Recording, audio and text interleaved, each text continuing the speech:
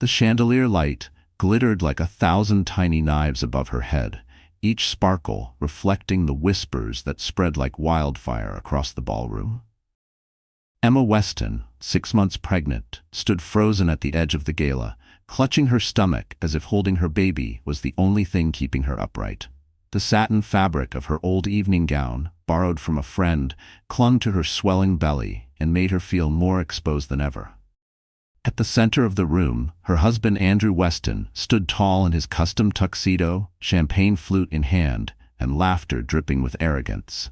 But it wasn't the tuxedo or his hollow smile that pierced Emma's heart. It was the woman on his arm. Yila Carter, barely 23, flaunted a crimson gown cut scandalously low, her fingers clinging possessively to Andrew's chest. Together, they looked like a cruel portrait of power and youth, the perfect couple for flashing cameras and gossiping investors. The whispers grew louder. "Isn't that his wife over there? Pregnant, poor thing, and he's parading another woman? Scandalous. Shameless." Emma's cheeks burned hot, though her body felt ice cold. She wanted to run, but her legs refused to move. Her baby kicked inside her, reminding her she couldn't just vanish into the night. She had to endure. She had to stand. Then Andrew's voice rose above the murmurs. He was introducing Yila, not as a colleague, not as a friend, but as his future. "Ladies and gentlemen," he boomed with a smirk, "meet Yila Carter. She represents what my company and my life truly deserve." His eyes deliberately flicked toward Emma, sharp as daggers. Not weakness, not dead weight, but brilliance and beauty. The room gasped. Emma's vision blurred. She felt the sting of tears but refused to let them fall. The humiliation was public, brutal, designed to shatter her completely. Her trembling hand reached for the table beside her to steady herself, knocking over a glass of water. The crash echoed louder than her heartbeat, drawing every gaze to her. For one agonizing moment, Emma's eyes locked with Andrew's. He didn't flinch. His smirk widened, and he pulled Yila closer, whispering something in her ear that made her laugh out loud. The cruelty was deliberate. He wanted Emma broken. The ground beneath her heels felt like quicksand. The walls of the grand ballroom closed in. The photographers raised their cameras, hungry for the perfect scandalous shot. Emma's entire world was collapsing, and there was nowhere left to hide. And then, just as she staggered toward the exit, a shadow fell across the doorway. Tall, commanding, and destined to change everything. Emma Weston had not always been the trembling woman humiliated in a glittering ballroom. Just a few years earlier, she was Emma Hayes, the quiet, diligent daughter of a small-town teacher and a seamstress. Life had never been extravagant, but it was steady, warm, and honest. She grew up learning to stitch clothes with her mother, to cook meals from scraps, to dream bigger than her circumstances would allow. Her parents' modest home in rural Pennsylvania had been filled with laughter, prayers before dinner, and the kind of love money could never buy. When she first came to New York City, Emma had no intention of climbing society's ladder. She worked as an administrative assistant in a finance firm, typing long hours for little pay, living in a cramped apartment, and walking home under flickering streetlights. Yet she carried herself with a gentle dignity that made people trust her instantly. She didn't flaunt, didn't complain. She simply worked hard and hoped for a brighter future. It was during one late evening, while she balanced coffee cups and binders in the lobby of her firm, that she met Andrew Weston. His charm was like a spark in the dark, magnetic, confident, impossible to ignore. He offered to help carry her folders, teased her about her stubborn independence, and before long, he was inviting her to dinners she never thought she deserved. Within 6 months, their whirlwind romance ended in a courthouse wedding. Emma thought she had found her fairy tale. She believed Andrew loved her for her heart, not her bank account. She believed his ambition was noble, that he wanted to build a life with her. And when she discovered she was pregnant, she cried tears of joy. She imagined a little boy with Andrew's eyes or a little girl with her mother's smile. She pictured a family, a home, a future filled with bedtime stories and birthday candles. But reality began to corrode that dream. Andrew's smiles grew colder, his words sharper. He criticized her for not earning enough, though she was carrying his child. He mocked her cravings, scolded her for buying baby clothes, and accused her of slowing him down. When she begged him to spend more time with her, he accused her of being clingy, weak. The man she thought was her prince revealed himself to be a predator, selfish, calculating, and cruel. Still, Emma endured. For the sake of her baby, she bit her tongue and carried the weight of loneliness. She told herself love could heal, that marriage was about forgiveness, that tomorrow would be better. But tomorrow never was. By the 6th month of her pregnancy, she found herself isolated, ridiculed, and abandoned in the very city where she once dared to dream. She spent her nights curled on a second-hand couch, hands cradling her belly, whispering promises to the life inside her. "I'll protect you," she murmured. "Even if it kills me, you won't suffer like I did." Her only source of strength was the child she carried. Each kick, each flutter reminded her she was still alive, still fighting. She would not collapse, not yet. What Emma did not know, however, was that her story was not destined to end in sorrow. Her bloodline carried secrets, a fortune she never flaunted, a power she never claimed. And one man, watching from the shadows, was about to pull her back into the light. The night she thought marked her destruction would soon become the night that revealed who Emma Weston truly was. The Crystal Renaissance Hotel was the crown jewel of Manhattan's social calendar.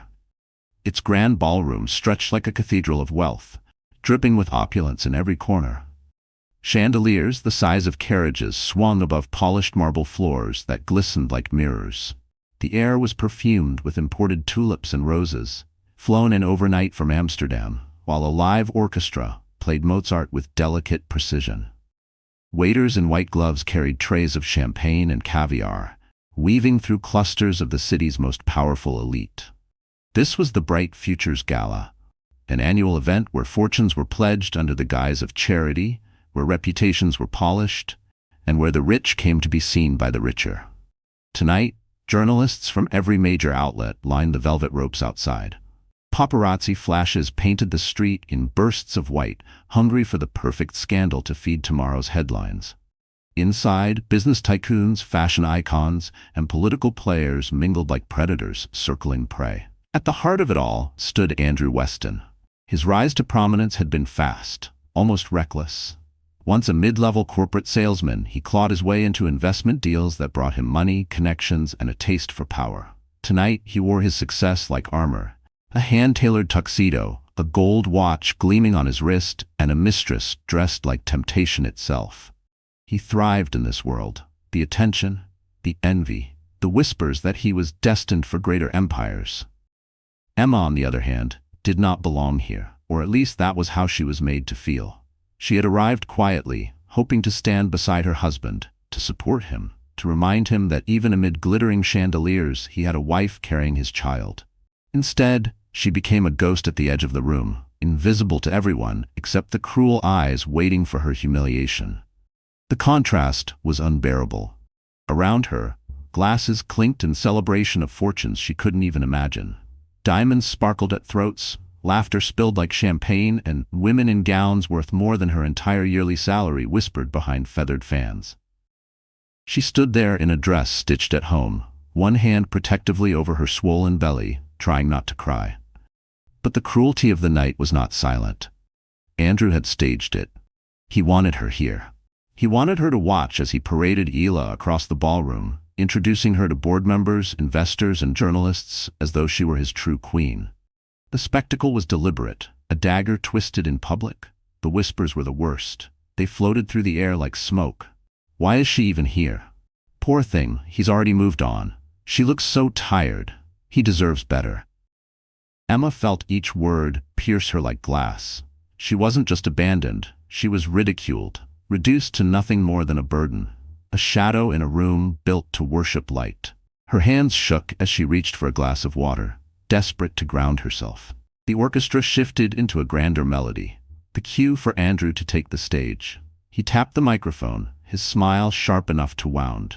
Behind him, Ela stood radiant, her gown glittering like fire under the chandeliers. Andrew raised his glass. "Ladies and gentlemen, tonight is not just about the future of business, it's about the future of my life. And I am proud to say," his eyes slid toward Emma, mocking, "that my future is standing right beside me." Laughter and applause thundered. Emma's knees buckled. The gala was no longer just a celebration. It had become her public execution. And yet, In the darkest corner of the ballroom, someone else was watching, someone powerful, someone who would not let this humiliation be her end. Andrew Weston was the kind of man who had perfected the art of deception.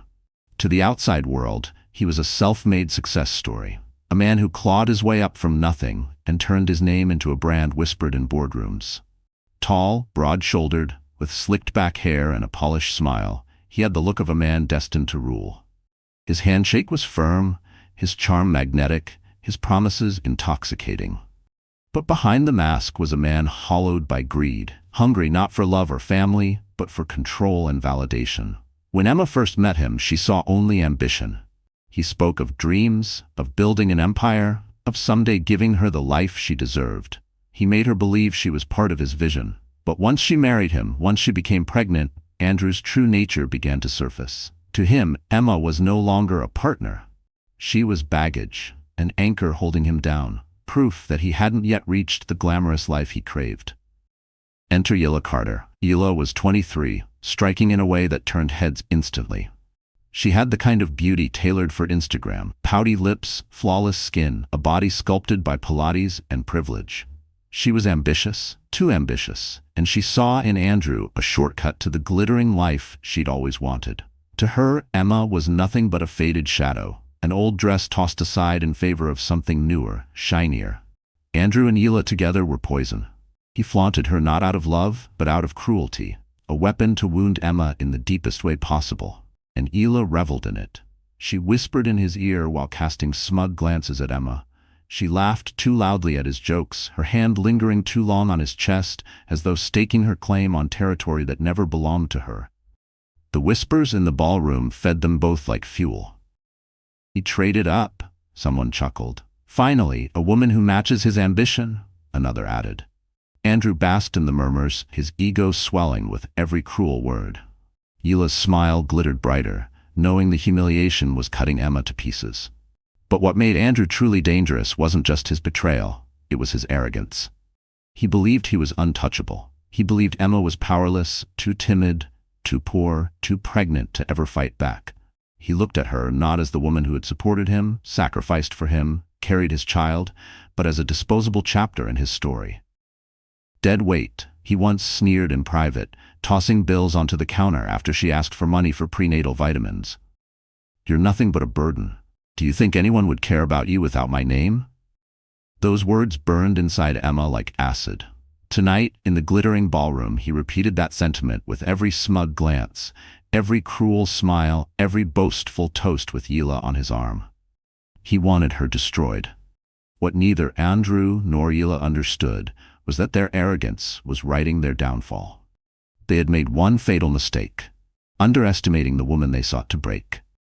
As the orchestra swelled and Andrew clinked his glass against Yilla's, their eyes gleamed with triumph. They thought they had won. They thought Emma was finished. But in the shadows of the ballroom, destiny was shifting, and soon their cruelty would come back to devour them whole.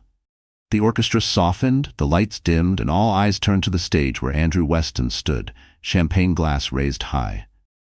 Beside him, Yilla Carter shimmered in her crimson gown, her painted lips curled in triumph. "Tonight," Andrew began, his voice ringing through the golden hall, "is about the future. Not just the future of business, but the future of my life." Emma's heart pounded as every face in the ballroom shifted toward him. Her fingers tightened around the stem of her glass until it threatened to snap. She prayed he wouldn't do what she feared.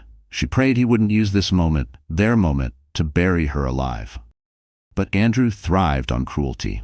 He leaned into the microphone, his eyes deliberately finding Emma across the room.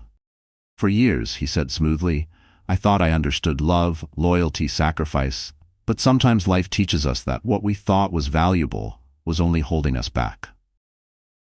The crowd murmured. Emma's chest tightened. He pulled Yilla closer, slipping an arm around her waist. "Ladies and gentlemen, meet Yilla Carter, the woman who represents everything I strive for. Elegance, ambition, beauty. She is my true partner, the future I deserve." Gasps rippled across the hall. Cameras flashed. Somewhere in the crowd, someone whispered too loudly, "But his wife, she's right there." Emma's world shattered, her vision blurred with tears, but she refused to let them fall. She stood, frozen, the spotlight of humiliation burning into her skin. She wanted to scream, to run, to disappear, but her baby kicked, a painful reminder that she couldn't collapse. Not now. Andrew wasn't finished. He smirked, his words laced with venom. Some people, he added, eyes locked on Emma, become dead weight, weakness disguised as love. But I won't be chained by weakness any longer. Laughter erupted from a few in the crowd. Hila leaned into the microphone, her voice sweet yet sharp. The past belongs in the past. We're here to celebrate the future. The cruelty was complete. Emma's knees buckled. She stumbled, knocking a water glass from the table beside her. It crashed to the floor, the sound echoing through the stunned silence. Every eye in the ballroom turned toward her. Whispers spread like wildfire. Look at her. How pitiful. She's pregnant, isn't she? Imagine being left like that, publicly. Emma's face burned with shame. Her trembling hands clutched her belly as if shielding her child from the daggers of gossip slicing through the air. She tried to steady herself, tried to find the strength to leave, but her legs felt like lead. And then Andrew delivered the final blow. He raised his glass toward Emma, a mockery of a toast. To moving forward, he said, smirking, to leaving behind what no longer serves us. Applause thundered. Hila's laughter rang like broken glass. Emma's chest caved in. She turned, her body heavy with grief, her soul screaming silently for escape. As she staggered toward the exit, her humiliation immortalized by flashing cameras, she knew the headlines would be merciless. Pregnant wife replaced at gala. But what no one in that ballroom realized, least of all Andrew and Hila, was that Emma's story was far from over. Because the woman they tried to bury was about to rise stronger than they could ever imagine. The night air outside the Crystal Renaissance Hotel was cold and sharp, slicing through Emma's thin dress like a blade. She stumbled down the marble steps, clutching her belly, her breath ragged and uneven. Paparazzi flashes still chased her, their questions brutal. Emma, how do you feel about your husband's new fiancée? Is it true Andrew left you because you're pregnant? Do you have a comment about being replaced? Each word was a dagger, twisting deeper into wounds that were already bleeding. She covered her face with trembling hands, forcing her way through the crowd until she reached the empty street beyond the velvet ropes. Her heels wobbled, her knees buckled, but somehow she kept moving. By the time she reached the corner, her strength gave out. She sank onto the cold stone steps of a shuttered boutique, tears spilling freely at last. The night was quiet here, but inside her head was chaos, a storm of betrayal, humiliation, and fear. She pressed both hands against her swollen stomach, whispering desperately, "I'm sorry, baby. I'm so sorry. I didn't protect us. I didn't see this coming. Please just hold on. Don't leave me too." Her words broke into sobs that shook her entire body. Images replayed in her mind like cruel theater. Andrew's smirk, Hila's mocking laugh, the applause that sealed her humiliation. She felt like she was drowning, dragged under by the weight of shame and despair. The man she had loved, the man she had believed in, had stripped her bare before the world. And now she was alone, pregnant, ridiculed, unwanted. She thought of her parents, long gone, who had raised her to believe in love and loyalty. What would they say if they saw her now? She thought of the nights she had sacrificed for Andrew, the meals skipped so he could have his suits, the endless encouragement she had whispered into his ear. All of it meant nothing. She was nothing. The city carried on around her. Cars hissed through puddles, strangers hurried past without a glance. To them, she was just another broken woman on a cold Manhattan night. Invisible, forgotten. Her chest tightened painfully. She couldn't breathe. Panic clawed at her throat, and she bent forward, gasping. For a terrifying moment, she thought she might faint. She gripped the stone step with one hand, her other clutching her belly, whispering frantically, "Please, please, little one, stay with me. I need you. You're all I have." The baby kicked softly, a flicker of life in the storm. It was enough to keep her conscious, but not enough to erase the crushing weight pressing down on her soul. Somewhere deep inside, a voice whispered that this was the end, that she would never recover from this. That Andrew had not just broken her marriage, but broken her spirit. The humiliation would follow her forever, printed in tabloids, whispered at every corner. Who would ever look at her again and see anything but shame? A car passed, splashing water across her legs. She barely flinched, Her tears had dried into silent sobs, her face pale and hollow. She felt like a ghost haunting her own life. And then, just as her vision began to blur from exhaustion, a pair of polished shoes stopped in front of her. A shadow fell across her trembling body, blocking the streetlight. A man's voice, low and steady, broke through the chaos. "Emma." Her head jerked up, eyes wide, breath caught in her throat. The man standing over her was someone she never expected to see again, and he was about to change everything. The voice was steady, warm, and strangely familiar. Emma blinked through her tears, lifting her gaze. Standing before her was a tall man in a tailored charcoal suit, his presence commanding even in the dim glow of the streetlight. His face was handsome but marked by shadows, sharp jawlines, steel-gray eyes, and a scar faintly cutting across his brow. "Victor?" she whispered, disbelief trembling in her voice. Victor Blackwell, a name that once echoed in hushed tones around Andrew's circles. Billionaire. CEO. A man who rarely appeared in public and whose empire stretched from Wall Street to Silicon Valley. To Emma, he had always been a distant figure, almost mythical, the kind of man people gossiped about but never truly understood. Yet here he was, reaching out a hand to help her rise from the cold steps. She hesitated, ashamed of her swollen belly, her tear-streaked face, her trembling frame, but his hand was steady, patient, unshaken. "Come on," he said softly. "You don't belong out here." His words pierced through her despair. No pity, no judgment. Just quiet certainty. She let him pull her up, her body weak but her spirit clinging to the unexpected kindness. They stood in silence for a moment, the city humming around them. Finally, Emma found her voice. "Why are you here?" Victor's jaw tightened, his gaze flickering as if torn between truth and restraint. "Let's just say I've been keeping an eye on things. Andrew has no idea how badly he miscalculated tonight." Emma's brows furrowed. "You saw what he did?" "I saw enough," Victor said, his tone dark. "And it won't be forgotten." There was something in his eyes, something deeper than simple outrage. It was grief, buried but raw, the kind that only comes from a wound time cannot heal. Emma recognized it instantly. "You've lost someone," she murmured. Victor stiffened, surprised by her perception. For a long moment he said nothing. Then, with a sigh heavy as stone, he admitted, "Years ago, my wife. She was carrying our child when there was an accident. I never got to hold either of them." His voice cracked slightly, but he steadied it with iron control. "Since then, I've built everything I have, but it never filled the emptiness." Emma's heart ached. In his eyes, she saw a mirror of her own loneliness, her own shattered dreams. A man who had everything yet lost what mattered most. Victor cleared his throat, straightening. "That's why I can't stand by and watch Andrew destroy you. You and your baby deserve better than this." His words struck her like a spark in the dark. No one had spoken to her like that. Not Andrew. Not anyone. For the first time in months, she felt seen, valued, worthy. But a wave of doubt washed over her. "I don't have anything," she whispered. "No money, no power. I'm just broken." Victor's lips curved into a faint smile. "That's where you're wrong, Emma. You have more power than you realize, and I'm going to help you see it." Her breath caught. "Why?" He held her gaze, his voice steady, his promise unshakable. "Because no man gets to decide your worth. Not Andrew, not anyone. It's time you remembered who you are." Emma felt a shiver run through her. For the first time, the darkness didn't feel endless. Maybe, just maybe, she wasn't as powerless as she thought. What she didn't yet know was that Victor carried secrets about her past, secrets that would soon turn her humiliation into unstoppable power. The car ride was silent except for the hum of the city outside. Victor's sleek black limousine cut through the Manhattan night, leaving behind the glittering cruelty of the gala.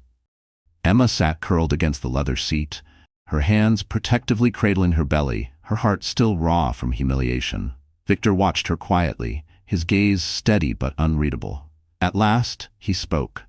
"Emma, there's something you need to know. Something Andrew never understood. Something you've been made to forget."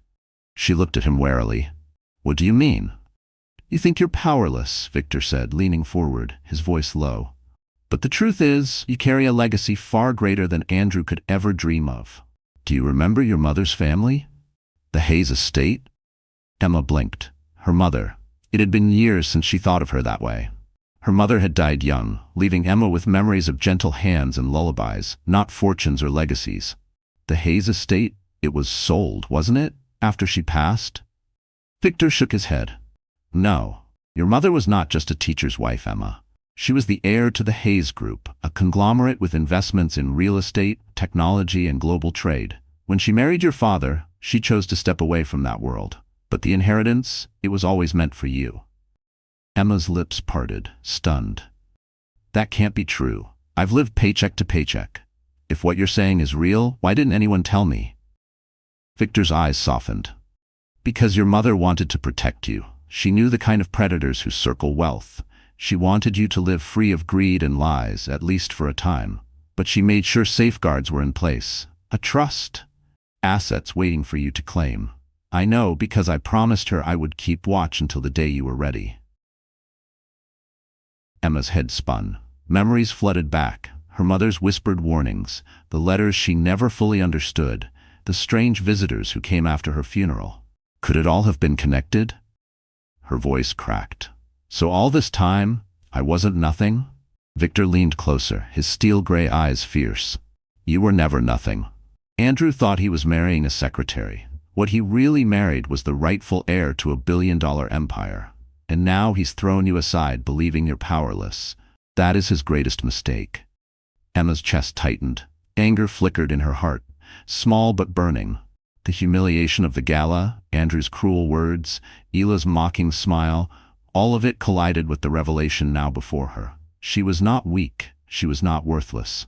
She carried a legacy that could crush the very man who tried to destroy her. Victor placed a folder on the seat between them. Inside are the documents. Proof of your trust, shares in companies Andrew could never touch, a fortune waiting for you to claim. All you need to do is decide, will you keep letting them mock you, or will you take back what is rightfully yours? Emma hesitated, her hands trembling as she reached for the folder. Her reflection in the limousine window stared back at her, tear-streaked, swollen with pregnancy, but alive, stronger than she realized. Her fingers brushed the folder. A spark of defiance lit in her chest, for her child, for herself, for every humiliation Andrew had inflicted. She looked up at Victor, her voice steady for the first time that night. Show me how. Victor's lips curved into the faintest of smiles. Good, because tomorrow, Emma Weston stops being a victim. Tomorrow, the world will meet Emma Hayes, the queen Andrew never saw coming. And with that, the first seeds of her revenge were sown. The next morning, Emma barely recognized the woman staring back at her in the mirror of Victor's penthouse guest suite. Gone was the fragile, tear-streaked wife who had stumbled out of the gala like a ghost. In her place stood someone raw but resolute, eyes swollen from grief, yet burning with a strange new fire. Victor had given her the night to rest, but when dawn broke, he was waiting with a team, stylists, advisors, and lawyers. Emma resisted at first, overwhelmed. She had always been simple, second-hand dresses, discount makeup, hair tied in a plain knot. But Victor insisted this was not about vanity, it was about armor. You don't step back into battle wearing rags, he told her. You wear power, and you wear it well. The stylists worked with quiet efficiency. They tailored elegant maternity gowns that hugged her belly with dignity instead of shame. Her hair, once limp and forgotten, was styled into glossy waves that framed her face like a crown. Subtle makeup highlighted her natural beauty, soft yet commanding. When she looked in the mirror again, she didn't see weakness. She saw potential. But the true transformation wasn't in silk or cosmetics. It was in the documents Victor placed on the mahogany desk. Contracts, bank statements, trust deeds, all proof of her rightful inheritance. Emma listened as the lawyers explained her stake in corporations across the globe, assets that could change boardrooms with a single signature. Her hands trembled as she signed the first paper, claiming what had always been hers. With every stroke of the pen, she felt the chains Andrew had wrapped around her breaking. She was no longer the powerless wife begging for scraps of his attention. She was an heiress, reclaiming her crown. Still, fear lingered.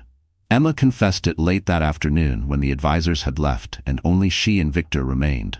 What if I fail? What if I don't belong in that world? Victor studied her, his expression unreadable but his voice steady. Emma, you were born into it. You've survived worse than any of those men in suits ever could.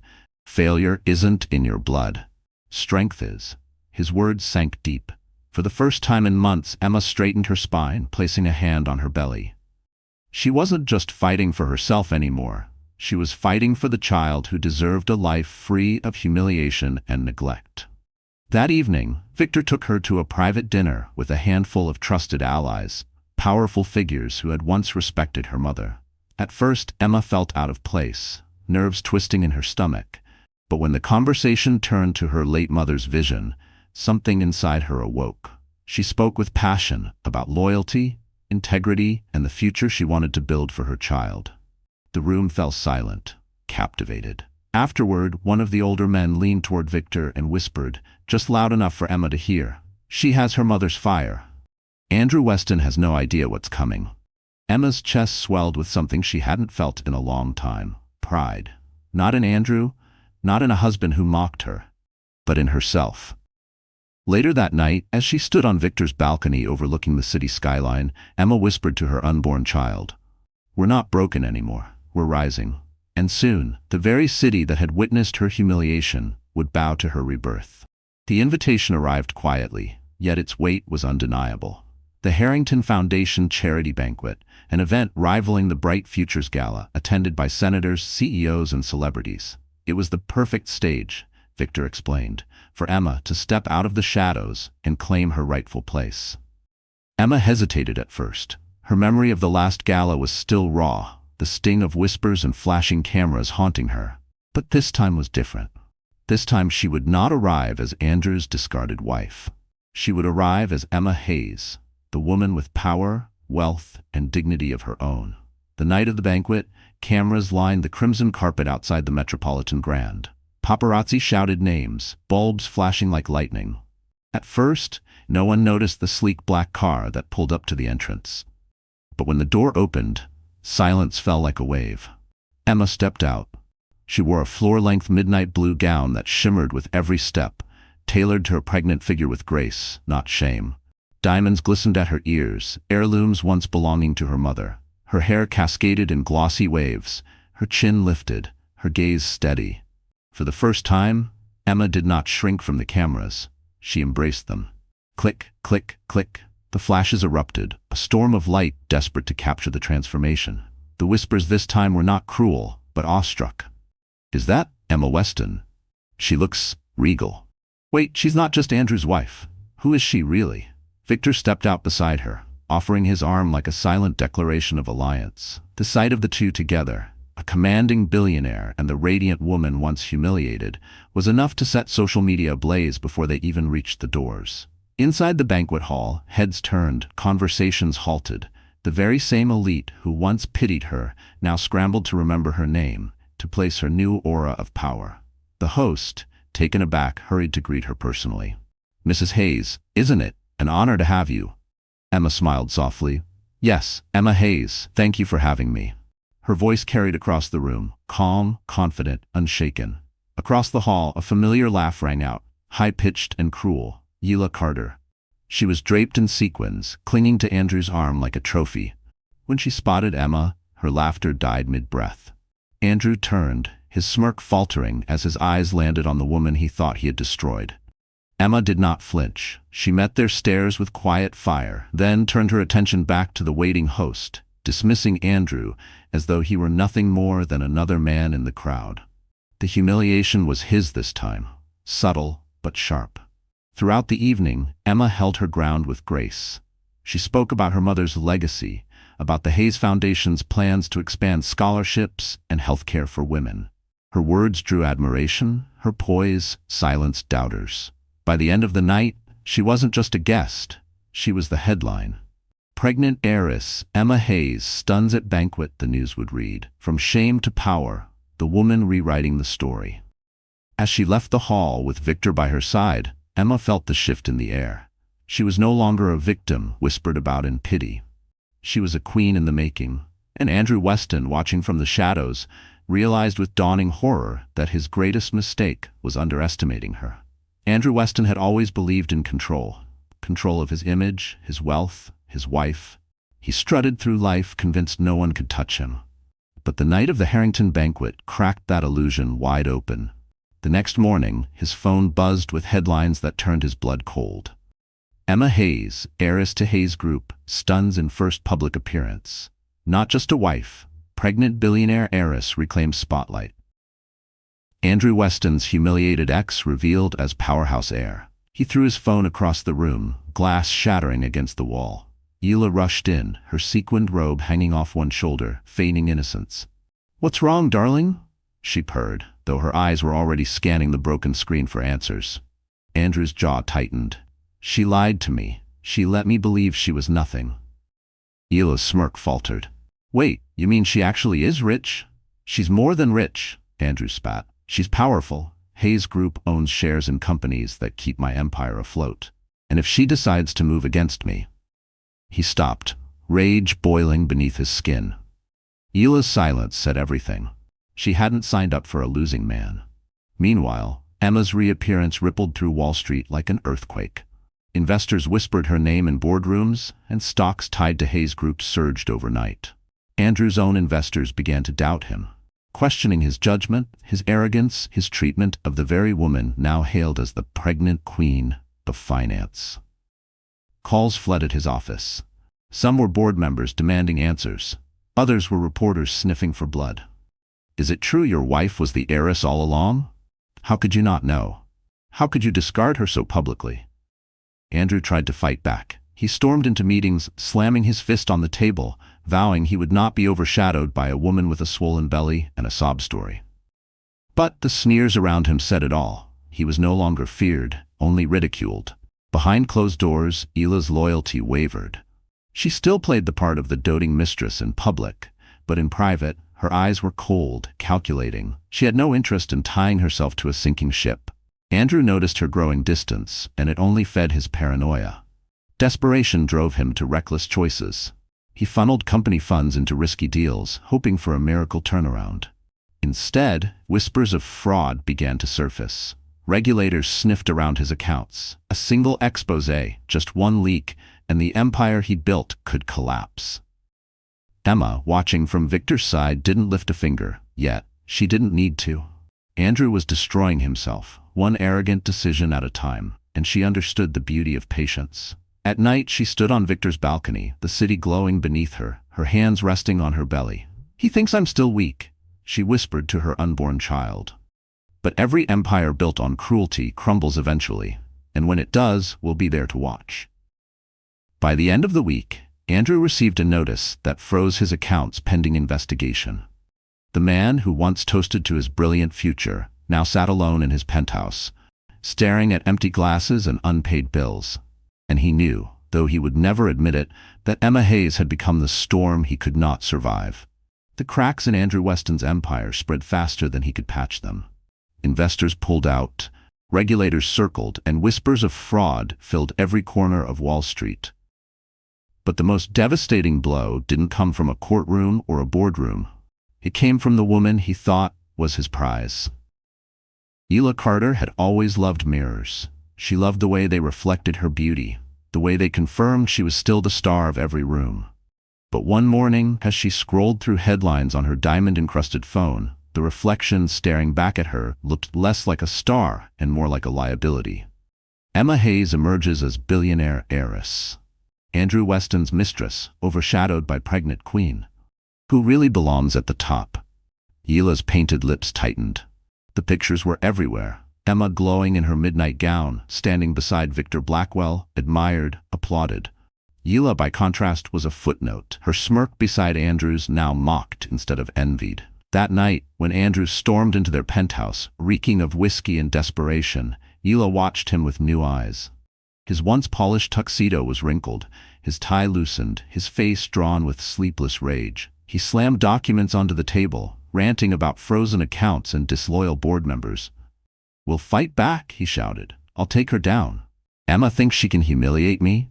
She has no idea who she's dealing with." Hila crossed her legs slowly, sipping champagne she hadn't paid for. "Andrew, darling," she drawled, "maybe it's not Emma who doesn't know. Maybe it's you." His eyes snapped to hers, sharp with fury. "What are you saying?" She set the glass down, her voice honeyed but cold. "I didn't sign up for bankruptcy. I didn't leave everything behind to watch you drown. You promised me power, glamour, a future, but right now all you're promising is scandal." Andrew's face reddened. You ungrateful. Don't. Her voice cut through his rage like ice. You think I'll sink with you? I'm smarter than that, and prettier. She rose gracefully, her gown glittering under the penthouse lights. Men like you are everywhere, Andrew. Replaceable. But women like me, she smiled cruelly. We land on our feet. He staggered toward her, his fury barely contained, but she stepped back, her heels clicking against the marble. Careful, Andrew. Cameras love a man who hits. Her phone buzzed. She glanced down and smirked. Speaking of which, I have dinner plans, with someone whose accounts aren't frozen. And with that, she left him standing in the ruins of his empire, the slam of the door echoing like a verdict. Within days, photographs surfaced of Yila on the arm of another tycoon, older, wealthier, untarnished by scandal. The gossip columns tore into Andrew with savage delight. First his wife, now his mistress, one headline sneered. Weston left with nothing. For Emma, watching the headlines unfold from Victor's office, the irony was sharp. Yila had once laughed at her humiliation. Now the same cameras captured Yila's betrayal of the man who discarded her. But Emma didn't gloat, at least not aloud. She rested a hand on her belly, her voice low and steady. The game is turning, little one, and this is only the beginning. Because while Andrew's mistress had abandoned him, Emma was about to deliver the final blow herself. The boardroom of Weston Holdings had never felt so cold. Once, Andrew Weston had commanded it with swagger, his voice echoing with authority as men twice his age nodded in agreement. But now the long mahogany table was lined with stone faces, board members, investors, and reporters, each waiting for the show to begin. Emma entered with quiet grace, her midnight blue gown flowing, her hand resting gently on her pregnant belly. Victor walked beside her, silent but formidable, his presence enough to unnerve the most seasoned executives. Cameras clicked furiously. The woman Andrew had humiliated was no longer his shadow. She was the storm. Andrew rose quickly, his arrogance stripped bare. His eyes darted between Emma and the crowd, desperation leaking from every gesture. Emma, he began, voice cracking, please, we need to talk privately. Emma's eyes never wavered. No, Andrew, we'll talk here, in front of the people who watched you betray me, in front of the people who deserve the truth. A ripple of whispers swept the room. Andrew swallowed hard, sweat glistening at his temples. Look, I made mistakes, he said, his tone falsely contrite. But we can fix this. You and I, we built a life together. Don't throw it away. Emma's lips curved into a bitter smile. Built a life together? You paraded another woman in front of me while I carried your child. You called me dead weight. You left me humiliated. That wasn't building, Andrew. That was destruction. He stepped closer, lowering his voice though the microphones caught every word. You don't understand. I need you. Without your name, your inheritance, I. Exactly, Emma cut in sharply, her voice ringing clear. You don't want me. You want my power, and that is why you will never have either again. Gasps filled the room. Andrew's face twisted, but before he could reply, Emma reached into her clutch and pulled out a folder. For months, Andrew has accused me of weakness. But weakness isn't signing documents to hide fraud. Weakness isn't lying to investors while your company rots from the inside. That's cowardice. She laid the folder on the table. Inside were documents Victor's team had uncovered, evidence of Andrew's financial manipulations, secret accounts, illegal transfers. The board members lunged forward, their eyes widening as they scanned the proof. This, Emma continued, her voice unwavering, is the man who mocked me in public. This is the man who called himself a leader, and this is the man who will answer for every lie he's told. The room erupted in chaos. Cameras flashed, investors shouted, and Andrew's protests drowned in the storm. He reached for Emma's hand in a last attempt, his voice breaking. Please, Emma, don't do this. I loved you once. Doesn't that mean anything? Emma looked down at him, her gaze colder than ice. Love doesn't humiliate. Love doesn't betray. Love doesn't abandon a pregnant wife in front of the world. She pulled her hand away, her words final. You lost me the moment you chose cruelty over loyalty, and now you've lost everything else too. The board chair stood, slamming a gavel. Effective immediately, Andrew Weston is removed from his position as CEO. Pending investigation, all his assets are frozen. The cameras caught it all. Andrew's face collapsing into disbelief, his empire crumbling in a single breath. And in that moment, Emma Hayes wasn't just his ex-wife. She was the queen who had brought a tyrant to his knees. The morning after Andrew's public downfall, the city awoke to a new queen.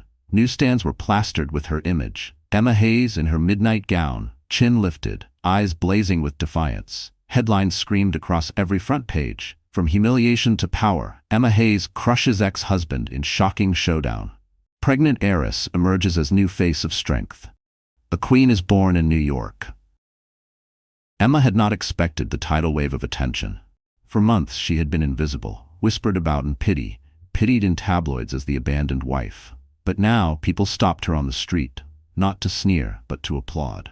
Women clasped her hands and whispered, "You gave us courage."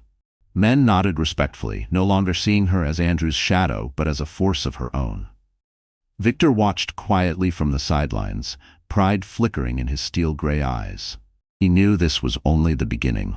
Emma wasn't just reclaiming her place, she was redefining it.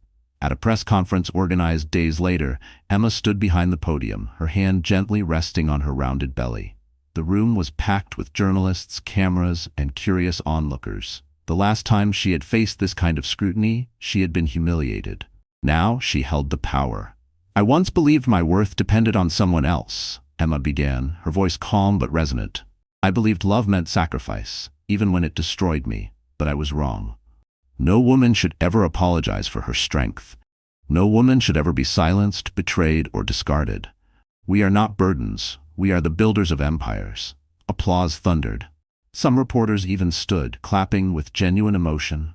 Emma continued, "I will not let my story end in shame. Instead, I will use my inheritance, my voice, and my future to create opportunities for women like me. Women told they were nothing, women left behind. Together, we will rise." The press ate it up. By the next morning, Emma Hayes, pregnant heiress for women's empowerment, dominated every media cycle. Brands began courting her for collaborations, charities begged for her presence, and her influence soared. But it wasn't just about image. Behind the scenes, Emma began consolidating power. With Victor's guidance, she secured her rightful shares in Hayes Group, gaining a voting stake that sent shockwaves through corporate boardrooms. Men who once dismissed her as weak now scrambled to align with her. She moved with quiet precision, making decisions that protected jobs, expanded programs, and proved she wasn't just a headline. She was a leader. One evening, as she walked into a gala hosted in her honor, she wore a gown of ivory silk that gleamed under the chandeliers. It wasn't just fabric, it was armor. The cameras captured every step, every confident smile. For the world, this was the image of rebirth. The woman who had been shamed, now radiant, untouchable, unstoppable. Yet for Emma, the most powerful moment came in private. Standing before a mirror, she whispered to her unborn child, "They see me as a queen now, but you, my love, you are the reason I rose. You gave me the strength to fight when I wanted to disappear. And when you arrive, you'll be welcomed into a world where your mother never bowed to cruelty." Her reflection no longer frightened her. She was not broken. She was not weak. She was Emma Hayes, reborn in fire, crowned in resilience. And the world, still reeling from her rise, had no idea how much further her influence would reach. The storm broke in the middle of the night. Emma awoke to a sharp pain that ripped through her body, forcing her upright in bed. For a moment, panic swallowed her. Had the stress, the humiliation, the endless battles finally taken their toll? She clutched her belly, breath ragged. The baby was coming. Victor was at her side within seconds. He had been working late in the study, reviewing contracts tied to Hayes Group, but the moment he heard her cry, his world narrowed to her alone. "Emma," he said urgently, sliding an arm behind her back, steadying her trembling form. "It's time. I've already prepared the car. Let's go." The ride to the hospital blurred in flashes of neon and rain. Emma fought to steady her breathing, tears streaking down her face. "I'm scared," she admitted, her voice breaking. "What if I'm not strong enough? What if I fail him, fail the baby?" Victor gripped her hand tightly, his steel-gray eyes glistening for the first time. "Listen to me. You are the strongest woman I've ever known. You carried dignity when others tried to strip it away. You built fire from ashes. You will not fail this child. You will give him life, and I'll be right here, every step." At the hospital, chaos swirled around them. Doctors, nurses, machines. Yet through it all, Victor never let go of her hand. He whispered encouragement between contractions, wiped sweat from her brow, steadied her when her voice cracked from exhaustion. To him this was not just a birth, it was redemption. Years ago he had lost his wife and unborn child in one tragic instant. Tonight, fate had given him a second chance, not to replace them, but to honor them by protecting Emma and the new life she carried. Hours passed. Emma's cries echoed down sterile halls, her body pushed to its breaking point. At one moment, she nearly collapsed, sobbing, "I can't do this, Victor. I can't." He leaned down, his forehead pressing gently against hers. "Yes, you can. And when you hold him in your arms, you'll know every ounce of pain was worth it." Finally, with one last cry, the room erupted in a new sound, the fragile, powerful wail of a newborn child. Emma's tears turned to sobs of joy as the nurse laid the tiny boy on her chest. His skin was warm, his cries piercing, his little fingers curling instinctively around hers. Emma whispered through her tears, "My son, my beautiful son." Victor stepped back slightly, his throat tightening as he watched the scene he had once lost replayed before him. This time not in grief, but in triumph. The baby's cries seemed to pierce through the years of emptiness he had carried, filling a hollow part of him with light. Emma looked up at him, her eyes red but glowing. "Victor, meet your godson, if you'll accept." For a moment, his breath caught. Godson. The word nearly undid him, but he nodded, his voice thick. It would be the greatest honor of my life. Yet in his heart, he already knew. He loved this child as his own. He loved Emma more than he dared to confess. And he would spend every day proving it, not with declarations, but with unwavering devotion. What neither of them realized was that this moment, the birth of her son, would bind their fates forever in ways neither Andrew nor the world could ever undo. The world had already begun to crown Emma Hayes as its newest queen. News outlets praised her rebirth, investors clamored for meetings, and charities lined up for her endorsement. But in the shadows, Andrew Weston seethed. His empire had crumbled, his mistress had fled, and his name had become a punchline. There was only one card left for him to play: the child. One rainy afternoon, Emma sat in the sunlit nursery of Victor's penthouse, rocking her newborn son in her arms. The soft hum of a lullaby filled the air, a melody her mother once sang to her. For the first time in months, peace seemed possible. She kissed her baby's tiny forehead and whispered, "You're safe now. No one will ever hurt you." But safety was an illusion. The doorbell rang, and before Victor's security could stop him, Andrew stormed into the foyer. His hair was unkempt, his suit wrinkled, his eyes bloodshot from sleepless nights. He looked less like a businessman and more like a desperate man clinging to scraps. "Emma," he said, his voice hoarse, "we need to talk." Victor appeared instantly, his stance protective, but Emma lifted a hand. Her spine straightened as she placed her baby gently in the crib. She turned to face Andrew, the man who had once broken her, now a ghost of his former self. "There's nothing left to say," she told him, her voice steady. Andrew stepped forward, ignoring Victor's looming presence. "That's my son in there," he hissed. "And you think you can just cut me out? No. I won't let you. I made mistakes, but I'm still his father." Emma's eyes flashed with fury. "A father? You humiliated me while I carried him. You called us dead weight. You abandoned us in front of the world. You forfeited the right to call yourself his father the night you raised a toast to leaving me behind." Andrew's hands shook. "Emma, listen to me. I've lost everything. The board, the money, Gila, they're all gone. But we can rebuild. For our son, we can start over." Victor's laugh was sharp, humorless. "You don't want Emma. You don't want that baby. You want a lifeline, and you'll use anyone to get it." Andrew's face twisted. "Stay out of this, Blackwell. You think you're some hero? You're nothing but a vulture circling what I built." Victor stepped closer, his presence towering. "What you built was a cage of lies. Emma doesn't need saving from me. She already saved herself." The tension crackled like lightning. For a moment, Emma almost pitied Andrew. Almost. But then she remembered every cruel word, every mocking laugh, every tear she had shed because of him. She lifted her chin, her voice slicing through the silence. "You want to claim this child now? The same child you tried to erase from your life? No, Andrew. You don't get to rewrite history. He is mine, and he will grow up knowing love, not humiliation. Strength, not cruelty. You are nothing to him." Andrew's face crumbled, his desperation spilling into rage. But before he could respond, security closed in, escorting him toward the door. His shouts echoed through the hall. "This isn't over, Emma. You'll regret this." Emma turned back to the crib, her son stirring softly. She stroked his tiny hand and whispered, "No, Andrew, the only one living with regret will be you." Because the war he thought he could win had already been lost the moment she stopped being afraid.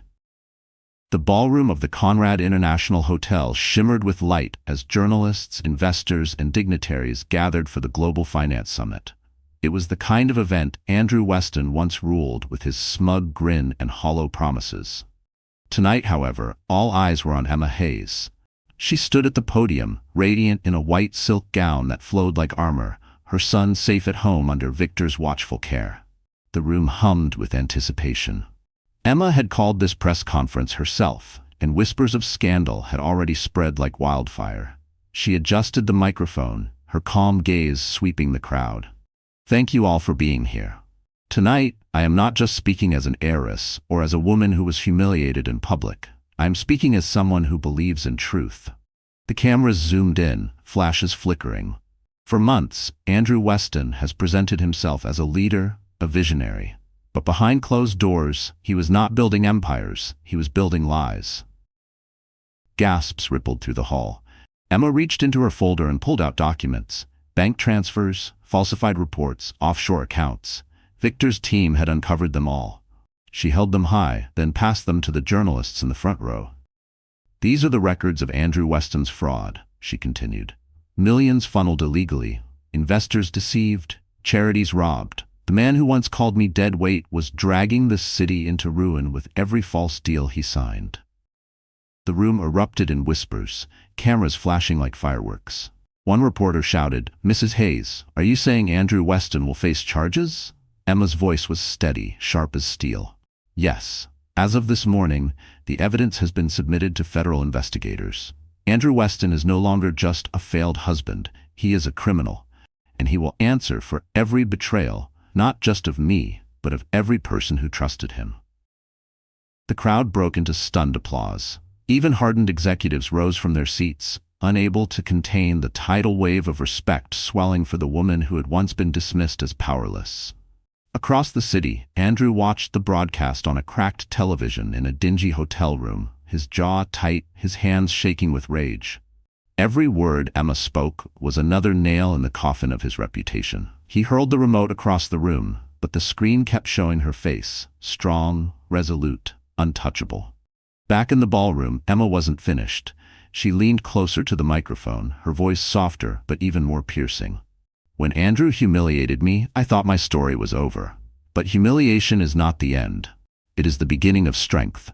And today I stand before you not as his victim, but as a woman who refused to be silenced." Thunderous applause shook the chandeliers. Reporters rushed forward, shouting her name, snapping photos that would dominate tomorrow's front pages. Victor, watching from the side of the stage, allowed himself the smallest smile. He had known she carried fire in her blood, but tonight she had become unstoppable.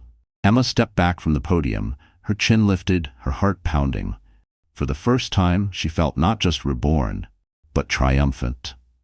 And as the world applauded, Andrew Weston realized there was no shadow left for him to hide in. His crimes were exposed, and his reign was finished. Yila Carter had always believed she was untouchable. She had youth, beauty, and the audacity to flaunt both like weapons. When she first appeared on Andrew Weston's arm, she bathed in the glow of flashing cameras, smug in the belief that she had replaced Emma forever. But the world has a cruel way of turning on those who mock others' pain. After Emma's explosive press conference, every headline carried the same sting. Andrew Weston exposed. His name was poison, and anyone connected to him became collateral damage. That included Yila. Within days, brands she had once promoted on her social media cut ties. Her glamorous sponsorships evaporated. Invitations to exclusive parties stopped arriving. When she showed up uninvited to a high-society gala, she was turned away at the door, photographers capturing every humiliating second. "Security, escort her out," a host whispered coldly, as cameras flashed at her tear-streaked face. For the first time, Yila wasn't the woman everyone envied. She was the cautionary tale everyone whispered about.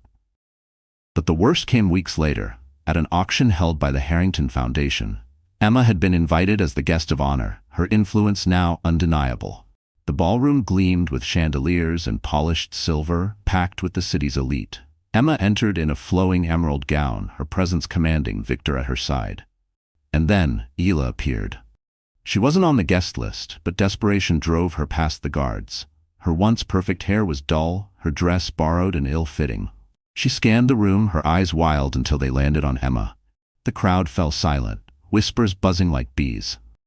Hila's heels clicked furiously as she stormed forward. "Emma!" she cried, her voice shrill. "You think you've won? You think you're better than me just because you've got money and Victor's arm?"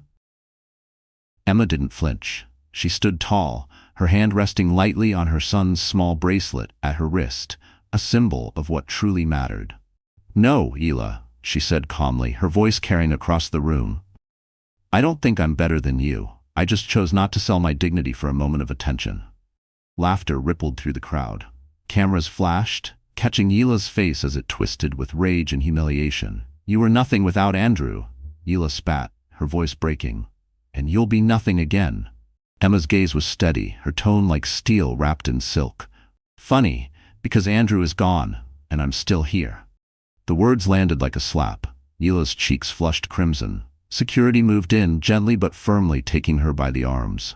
The crowd began murmuring louder, some jeering, others shaking their heads in disgust. One journalist shouted, "Miss Carter, how does it feel to fall so far?" Another added, "Do you regret mocking Emma Hayes at the Bright Futures Gala?" Hila's composure shattered. Tears streaked her makeup, her sobs echoing through the hall as she was dragged toward the exit. Photographers swarmed, their cameras immortalizing her collapse.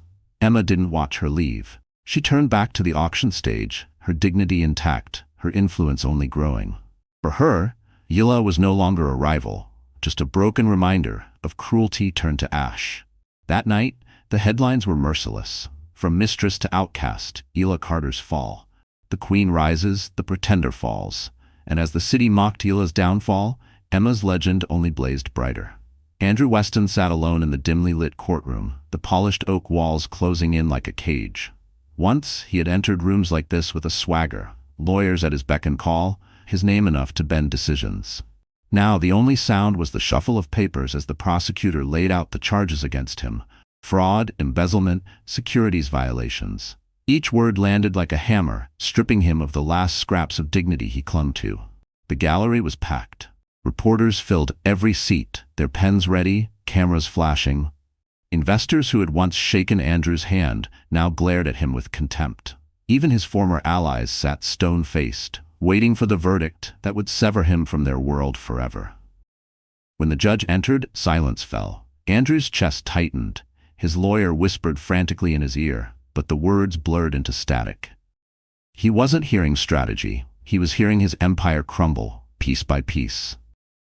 The prosecutor rose. "Your Honor, the evidence is overwhelming. Mr. Weston not only manipulated investors but also siphoned millions into offshore accounts while portraying himself as a visionary. His fraud endangered jobs, charities, and the trust of this city. We demand full accountability." Emma's name was mentioned more than once, not as a victim, but as the woman who brought truth to light. Andrew flinched each time, as if her presence still haunted him. He could picture her in her emerald gown, chin high, the applause echoing in his ears. She had risen while he fell. She was untouchable now, while he was shackled to disgrace. The judge's words cut like steel. Given the severity of the crimes and the betrayal of public trust, this court sentences Andrew Weston to 15 years in federal prison without the possibility of early parole. The gavel slammed. Cameras exploded in flashes. Andrew's world ended in that moment. He slumped back into his chair, his hands trembling. The guards moved in, handcuffs clinking as they closed around his wrists. The weight of metal bit into his skin, cold and final. Reporters shouted questions as he was led away.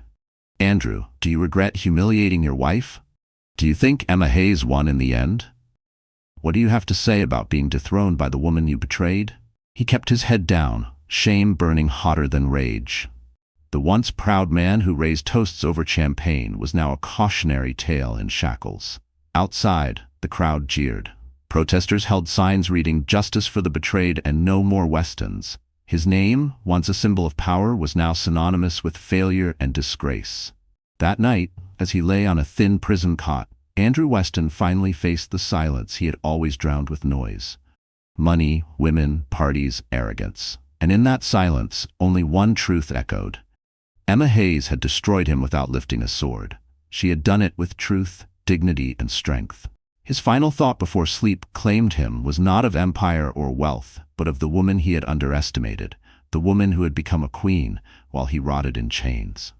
And so ended Andrew Weston, not with applause, but with the sound of a gavel, a prison door, and the triumph of the woman he once called weak. The spring sun bathed the Hayes estate gardens in golden light, casting a warm glow over rows of white roses and towering oak trees. Guests from around the world gathered beneath silk canopies, their eyes fixed on the aisle that stretched like a river of ivory petals. This was no ordinary wedding. It was the union of two lives rebuilt from ashes, a celebration of triumph over betrayal. Emma stood at the entrance, her veil glimmering softly, her gown designed with elegance and strength in mind. She carried not just beauty, but the quiet authority of a woman who had endured humiliation, heartbreak, and rebirth. At her side, a bridesmaid gently held her son, now a few months old, wrapped in white satin. The child cooed happily, unaware that his mother was about to rewrite her destiny once again. As the orchestra swelled, Emma stepped forward. Each footfall was steady, sure. She was no longer the broken wife shuffled to the shadows. She was the queen of her own story. And at the altar waited Victor Blackwell, his eyes filled with the tenderness that had once seemed impossible for a man scarred by loss. When Emma reached him, Victor extended his hand, not in dominance but in partnership. Their fingers intertwined, and for a moment the world seemed to fall away. The officiant spoke of vows, of love reborn, of second chances. When it came time for Emma to speak, her voice carried across the hushed crowd. Once I thought love was about sacrifice without return. I thought strength meant silence. But today, I stand here because I learned that true love doesn't humiliate, it lifts. And true strength isn't in suffering alone, it's in choosing to rise again. Victor, you've shown me that love can heal even the deepest wounds. I choose you, not because I need saving, but because with you, I can build something greater than myself. Victor's reply was low but steady, his voice breaking with emotion. I lost everything once, my wife, my child, my hope. I thought my life would remain empty. But then you appeared, carrying pain that mirrored mine, yet courage that humbled me. Emma, you and your son are not my second chance, you are my only chance. And I vow to honor you, to protect you, to walk beside you as your equal forever.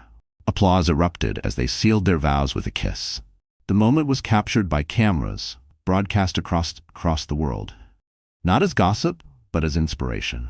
The headlines read, "From betrayal to power, Emma Hayes marries Victor Blackwell in historic union."